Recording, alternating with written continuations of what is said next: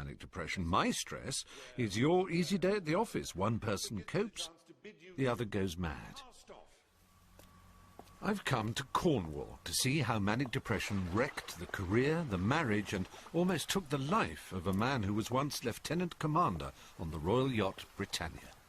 Here we are, Princess Margaret one side, Lieutenant Commander Harvey there, and Majesty the Queen there. 22 years ago. And you were a well bunny then, weren't you? I was well. 4 years on the Royal Yacht led to a senior posting in NATO. Under huge pressure working in a nuclear bunker, Rod became so deeply depressed he had a breakdown. My self-confidence seemed to be just seeping away, and my self-esteem, and I couldn't sleep. Awful sort of feeling, desperation. Eventually invalided out of the Navy, he still became secretary of the Royal Yacht Club in Plymouth. That lasted until, at a prize-giving ceremony, Rod, now manic, awarded it to the wrong person. The real winner wouldn't accept Rod's apology. Until in the end I just lost it, and in front of all the spectators, I just shouted, excuse my French, you know, fuck off, and marched off into the night. I actually hallucinated by seeing the devil burning black coals of these eyes of the devil. You know, that's what I saw. That was frightening. I believed I was Jesus at the time, you know, though I didn't tell people that, because then I wouldn't have been Jesus, you know. Rod was brought back to England and sectioned at this psychiatric hospital in Plymouth. He was now overwhelmed with depression. I was experiencing pain in my head. I've been given a touch of hell. Yeah. I was meant to find out what hell feels like. So I contrived to escape from the hospital. They let me leave the unit to go upstairs to turn right to the occupational therapy unit, unescorted, so I didn't turn right. I kept walking through the main doors to the dual carriageway, walked a bit down away from the roundabout so that vehicles could pick up speed, waited for a lorry to come along, and then walked in front of it.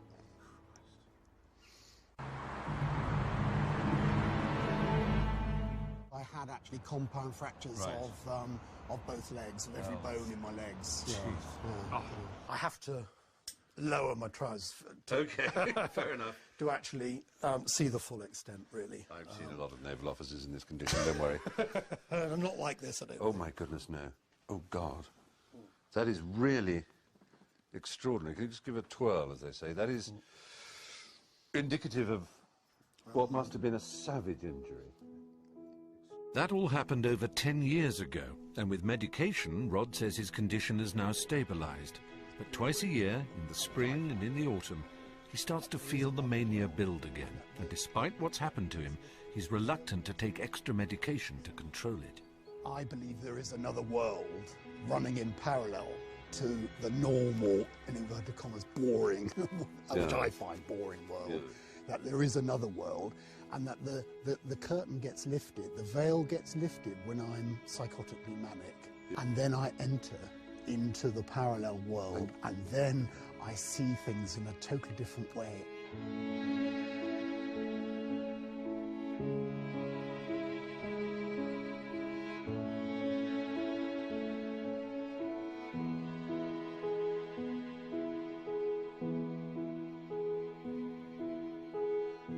I will go into pubs and I will see angels. You know, I know that they know who I am, and I know who they are, and we have a tremendous sort of bond between us because of a shared knowledge.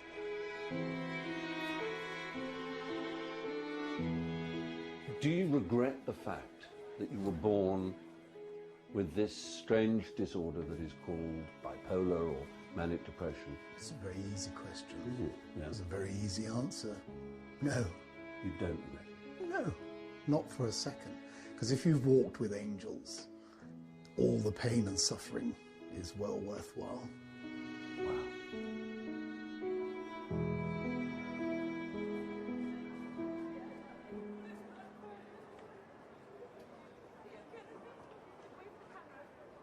You'll be pleased to know I don't see angels, or the devil, or think I'm Jesus.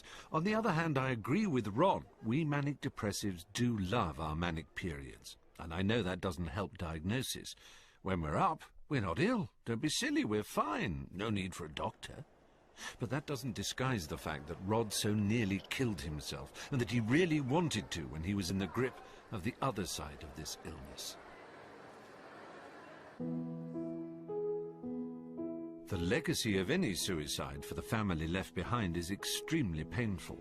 But when the cause is manic depression, suicide also leaves fear.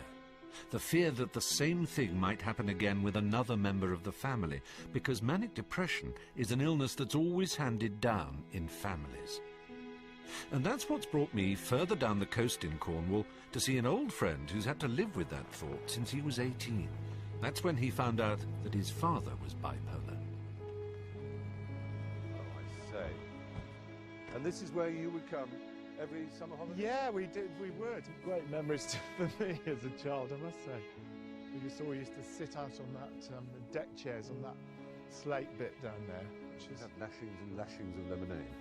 Well, we did. It's very famous five, isn't it? Oh, isn't it? Just wonderful. Just imagine having every summer holiday here.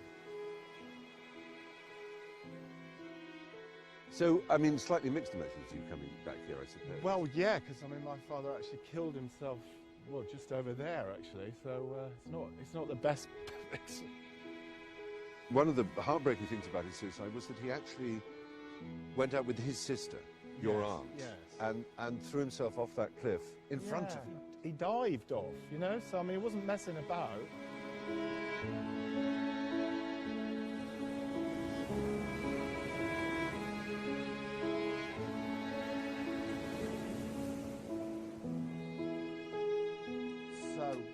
I'm afraid they've all broken up a bit, but just trying to find a decent picture of him. There he is. That's your father. Yeah. The idea of having a loony father is just, you know, very sort of embarrassing and shameful, really. At 18, I was so keen to sort of hide the whole business, really. You know, you just want to be normal at that age, you know. I just became morbidly sort of aware of it and very, very depressed. And you get these panic attacks. My way of coping with it was to sort of like almost pretend it hadn't happened. As shortly after he died, I went away to Australia, America and Mexico for 2 years, just running away from it, really. Rick returned and built a huge success story just miles from where his father died. But he also spent his life wondering if he'd inherit the condition that made his father kill himself. I was always, you know, so worried then about ending up like him. The thing is that he thought I was particularly like him, and I think he was incredibly troubled by that. My father didn't sort of show signs of it till his mid-40s, really. So, I mean, you know, I'm well over it now. Fortunately. But then you think about my son, I think about my sons too. Of course you would, yeah. You know, my sons are still in their mid-20s, so there's plenty of time. Do you see a psychotherapist? I do. You do see a psychotherapist, yeah. And that's helpful? Well, it is. I do believe, but only probably through seeing the psychotherapist, that really what happens to you as a child is indelibly printed on your brain. You know, they fuck you up, your mum and dad, exactly. You know.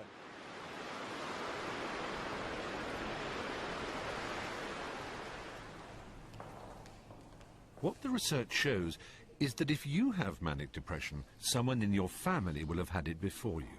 Could be a grandparent, aunt or uncle as well as a parent, and often they might not have been diagnosed. So there appears to be no warning, but there will be somebody.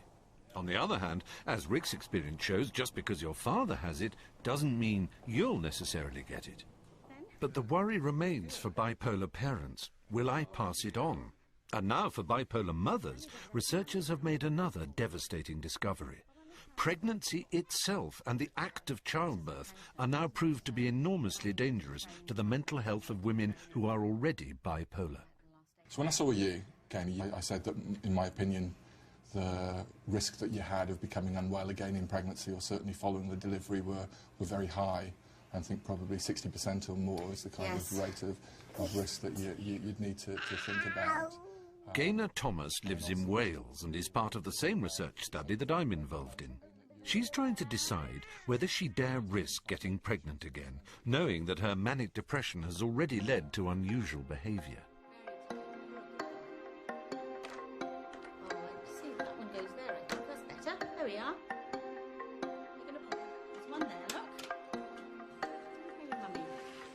Kind of delusions of grandeur. Did you believe you were richer than you were, or better born, or that you were, you know, some people believe they're princesses, or... Mine were quite religious in nature. One of the episodes, I thought that I was one of God's chosen people, for want of a better word. I thought that I was able to heal people. I thought I had kind of special powers, and I thought that I'd kind of been sent to gather together a group of people to change the world in some way. I was seeing a psychotherapist at the time, and she identified that my ideas were becoming very strange and called in what would have been the equivalent of the community mental health team, who treated me at home. Yeah. With medication? With medication, yes. Right. And then came a very traumatic thing, a very wonderful thing for most people, which is pregnancy. Yeah. And you did have a manic episode while pregnant. And how did that show itself? The more religious side came in after I'd had Thomas. Right. Well, I just thought he was not just a special baby, but a very special baby. But sort of like a messiah? Almost to that degree, yes. And that I'd kind of been chosen to give birth to him, and together we were going to change the world.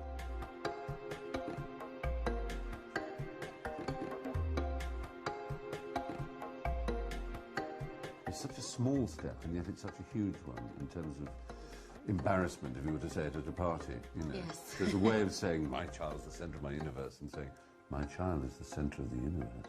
You think,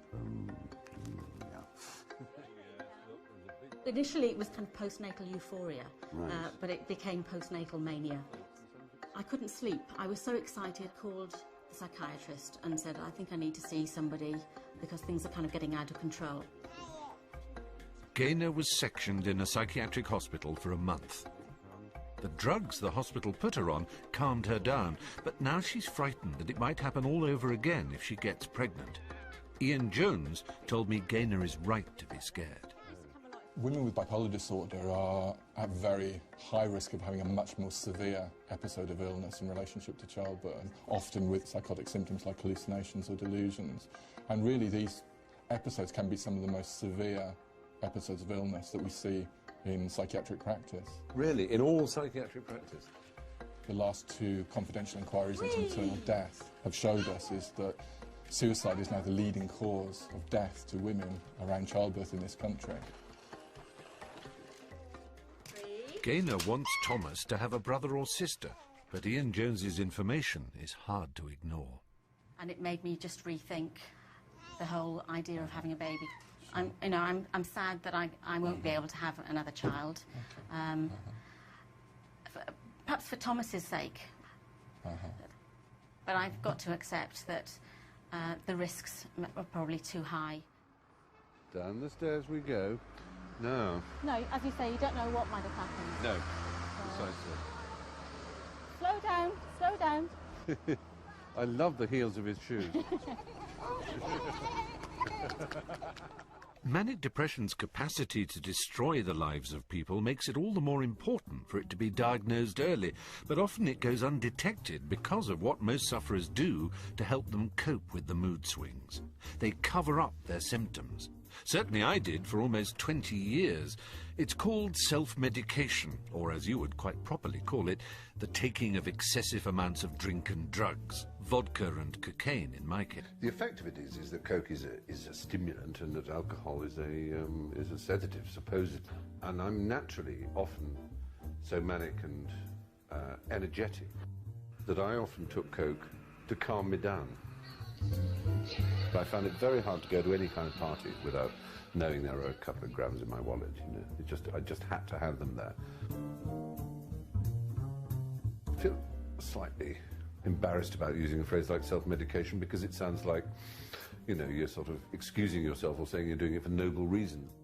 I did find, and this is the point, that it stops one from feeling in a strange kind of way. We've got an agenda to work out. You're no longer sort of depressed or manic. You're just you're just going, you're just on, you know? That's what I was doing all during my successful 80s and 90s. My friends, if they'd thought about it at all, would have said heavy user, not manic depressive. They'd have mistaken the symptoms for the cause, and that happens a lot. I did it with someone I went to university with, worked on the stage and telly with, and even made a film with. The first time it really manifested itself was at a time when I was doing this film, Peter's Friends. I was having a gloriously happy time, and I was in employment, and I had money. My personal life was happy, and so on paper there was absolutely no reason for me to be suddenly plunged into this sort of pit of abnormal psychology, this low mood. Good evening, and why don't you get a shovel in your hand and do a decent day's work, you lazy sod? You know, I wasn't drinking excessively then. I wasn't taking any kind of psychotropic substance, either prescribed or proscribed, and it came out of the blue. You know, if you're down and you can see a reason why you should be down, then that brings with it a certain clarity. But if there's no reason, you tend to think, well, why on earth am I feeling like this? I don't understand. If left to your own devices, you can often try and stop the cycle of ups and downs through self-medication, ingestion of alcohol and narcotics, cocaine in particular. But with me, the depression came before the substance abuse. Right. Everyone thinks of depression as being a very low, despondent mood, but there's agitated depression, there's psychomotor agitation, where you're endlessly pacing and you can't sleep and you're short-tempered. I rented a huge warehouse by the River Thames and just stayed in there on my own and didn't open any mail or answer any phone calls for months and months and months, and just in this pool of rapid cycling despair and mania, 3 full bar optics of vodka to try to get you to sleep when you haven't been to sleep for 3 days, just sort of spending time howling at the moon and throwing your furniture in the Thames. Which what I did. Really? What I did, yes. Threw all my electrical equipment in the Thames a long time ago, this was, with the river police going up and down with their megaphones saying, "Tony, stop throwing things in the Thames." Did they know who you were? They recognised you. Did. They said, "There's that Tony Slattery." There's that Tony Slattery off the telly. Yes, that thankfully was a long time ago. That was a dark hour. So I suppose what I'm leading to is this question, is that here's a button, and if I were to press that button, you would take away every aspect of your bipolarity to cyclothymia. It's still not caused you the greatest happiness over the years, but maybe it's had something to do with who you are. So do you want to press the button? No, I'll keep it. At the moment, because I'm in an equable state, I choose not to press the button, but I'd like to have the option. Do you know, almost everybody I've spoken to has said that. It says something about manic depression that despite it being the greatest killer of all psychiatric illnesses, many of those suffering from it, if given a chance, don't want to get rid of it. If I'm honest, I don't. But I came across one woman who absolutely would press the button. Connie Perris lives in Birmingham and is just in her 40s. Her symptoms are so severe that she divides her life into before bipolarity and after. One of the difficulties is coming in here and feeling a bit paranoid. I see what I think is someone looking at me and I'm thinking, why is she looking at me? Well, why is he watching me? She's following me. And I think, he's giving me funny looks. And then clicks in the thinking, I'm getting paranoid again. Right. People are giving me funny looks because I'm giving them funny looks. Before, she was a lawyer, captain in the Territorial Army, a black belt in Aikido, and active in the community. Now, Connie can hardly get to the shops.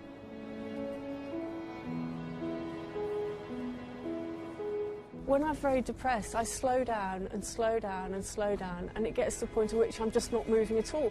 Inside my head, I can see, I can hear, but somehow I just don't have the energy or the oomph to move forward. And it can be a bit embarrassing when I'm out in the shops and I'm just stuck there, not moving.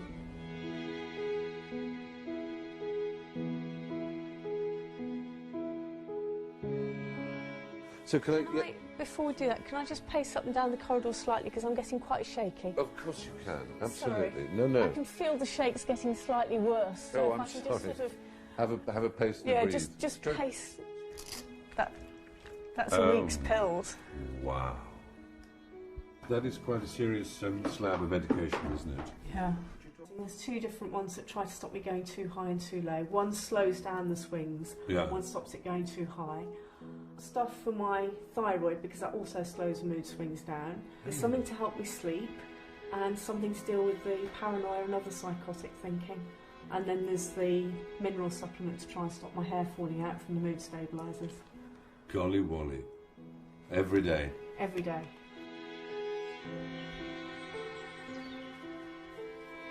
And in your depressions, have you considered, you know, the worst side of depression, which is suicide? Well, in a period of 4 days, I took an overdose. I stepped out in front of an oncoming train. I tried to drill a hole in my head with an electric drill, and I cut my wrists. Dig a hole in your head with an electric drill. That is extreme. I was just so utterly despairing. I didn't think I could take any more. How do you see the future? I don't see it. I try to take it a minute at a time because at the moment I don't see it. I'd like to. I really wish I could, but at the moment I don't. I so very much bitterly resent having manic depression. I wish I could say otherwise, but that's how I feel. I resent it deeply. It's perhaps a hard fact, but one we should face, that of those people who have severe bipolarity and aren't receiving treatment, half attempt suicide, and 20% succeed. Having met Connie, I realise I was lucky originally to be diagnosed at the mild end of the bipolar scale. But that was 11 years ago. Now I'm concerned to know how my way of dealing with it will affect my rating on Professor Craddock's scale of mania. Now, 0 on that scale is somebody who has absolutely no features of being bipolar at all. But between 1 and 39, that's somebody who has what we call subclinical episodes of mania. 40 to 59 on our scale is people who only get hypomanias, so that's the milder episodes. And then 60 and above is the range where people experience full manias. From what you've told me, you would score probably about 70. Although, to be honest, I wonder if you got close to having grandiose delusions in that first episode. If you did, on our scale, that would actually put you above 80. Yeah. Okay, well, yes, that's... Well, it's good that I'm not wasting your time, and that then like, my little genes may be of some help to you in your research. Well, I didn't expect that. It's worrying that I seem to be getting worse. Clearly, I must now consider treatment. I haven't been on any medication since my original diagnosis. Should I be? I think my life needs to change dramatically.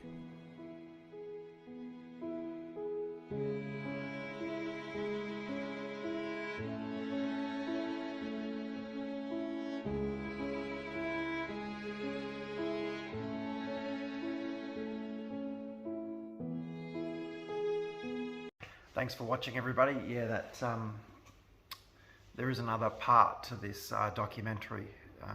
There's probably about another 40-50 minutes. So I'll be releasing it over maybe another 2 videos. But yeah, it's very interesting, and hopefully it's helpful to a few of you out there. I mean, it reminds me of, you know, patients that I've had. I remember early on in my career working just in a general medical ward. I mean, I had a patient once, I can't remember their diagnosis, but they left the wards, absconded, and ran down to the local train station and jumped in front of a train. So, you know, and that gentleman early on was talking about when he jumped in front of the truck, you know, I have seen things like that before. Just thank goodness he survived. Yeah, so what really helped me was the fact that, you know, the highest rates of death for women who are pregnant and after giving birth is actually suicide. It does make sense when I think about it because of postnatal depression, especially I know a lot of people who have had some type of postnatal depression after having children, who didn't really have a background of mental health or had very maybe mild anxiety, but nothing major. So it does make sense that if you do have a something like bipolar or even general anxiety and depression, it's something that you go through, that after having children, that can be a very dangerous time for you. So that does make sense. And that poor lady at the end, my goodness, I feel really sorry for her. I hope, I mean, this documentary is quite a few years old now, so I hope things have improved for her. I have nothing else really to say. I just hope people are getting something out of this, and I will definitely put the other parts to this documentary up. All right, thank you everybody. Bye.